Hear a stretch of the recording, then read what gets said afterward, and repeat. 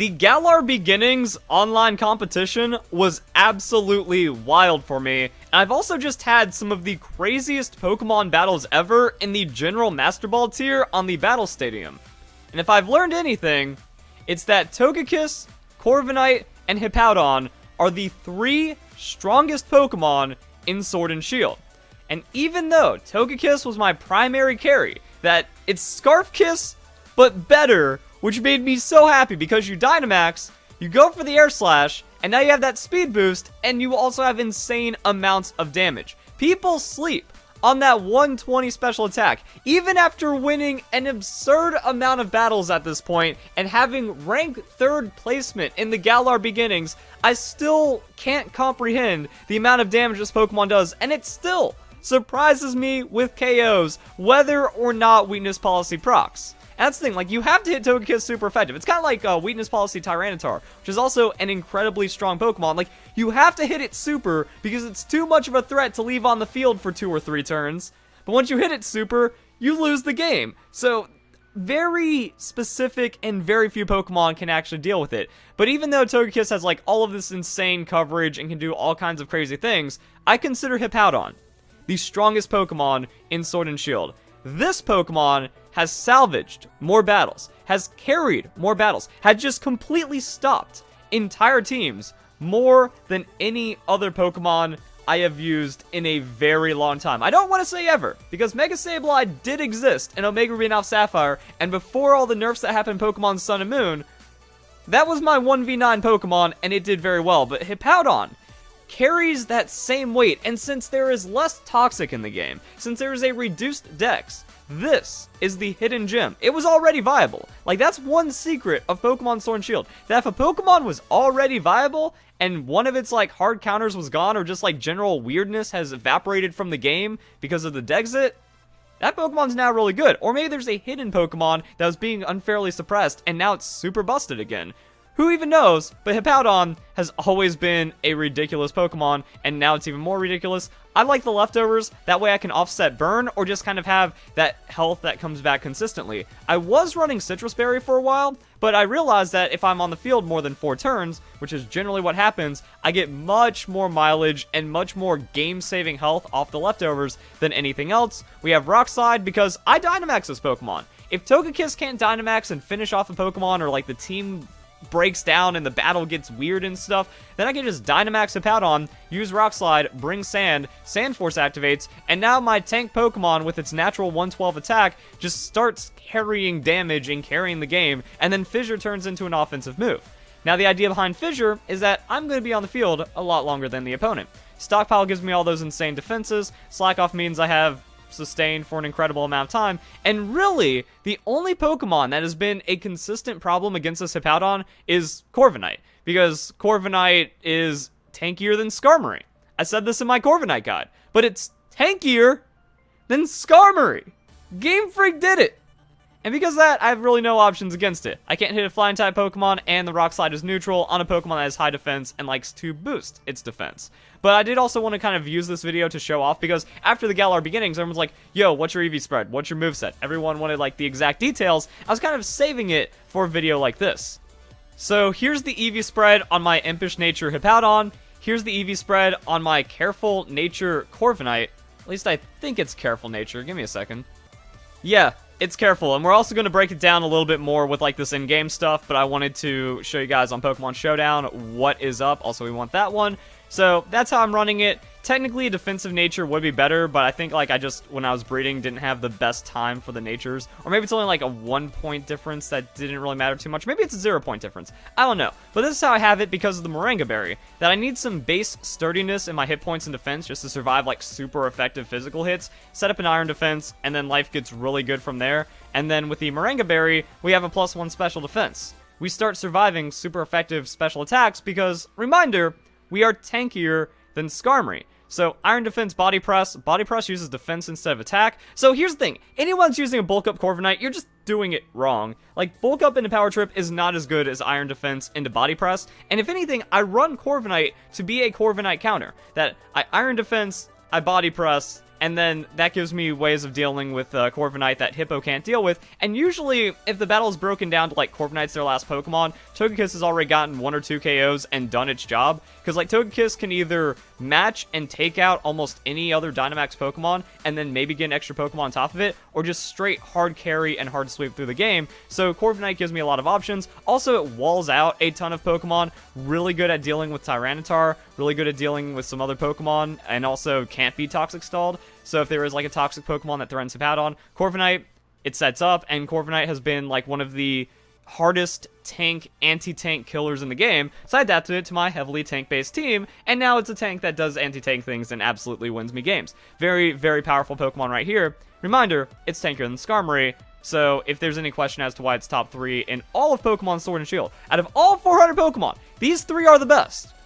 Corviknight's number 3, Togekiss number 2, Hippowdon number 1, is because Corviknight is tankier than Skarmory, and then here's my Togekiss, timid nature, duh, special attack investment, duh, and then the Force Splash onto the hit points, because it's supposed to be Scarf Kiss. There's no weird hit point investment for the nasty plot, and then I do some other tank shenanigans, or I still have like a little bit of that Thunder Wave hiding around. No, no, no. Togekiss is naturally bulky. 85, 95, 115. You don't need hit point investment to do the things I did with Togekiss. Now, there might be some, like, weird optimization where if you cut just a little bit of speed... Actually, I wouldn't do that, though, because there's, like, a lot of, like, 80s and, like, weird speed ties outside of that and, like, speed matchups. But, I mean, maybe there's actually, like, a way where it's not the timid nature, it's the modest nature with this much special attack and this much hit points that survives that extra hit but still KOs everything it already KOs. I haven't gone full on into that, but so far, this has, like, carried me super hard. Then weakness policy and ridiculous amounts of coverage. There is a lot of stuff that you have to pay attention to when you are running this Togekiss, because Ancient Power, it's really good, because, like, Air Slash, like, here's the script, guys, and there's a lot of scripty things that this team is really good against. That the reason why I have Hippowdon is for the electric types that Togekiss doesn't like, or the Thunder Wave. If you Thunder Wave Togekiss, that's going to shut down the sweeping power, because I gotta go fast with that max airstream, so hopefully this is from the script. It's either going to be Thunder Wave or Taunt, Light Screen, either way. Bad example, but kind of had the idea. So, yeah, he went off script this time, but I saw like a dozen Grimmsnarl, and 10 times they would just go for the Thunder Wave. But even with that Light Screen, like if you're going up against setup Pokemon, bring in Hippowdon for free, that's a free stockpile. Now I'm unkillable, and now Hippowdon sweeps this game. And if I ate a Thunder Wave, or if there's like a Jolteon or something, it's like, alright, just bring in Hippowdon. Now it can't use Thunderbolt, it's pretty much forced to switch unless it has like some kind of weird yawn stuff, in which case we can keep switching all day long, Jolteon.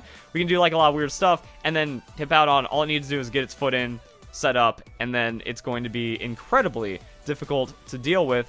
So that's just kind of like the stuff I've picked up, and this team just came from a lot of adaptation.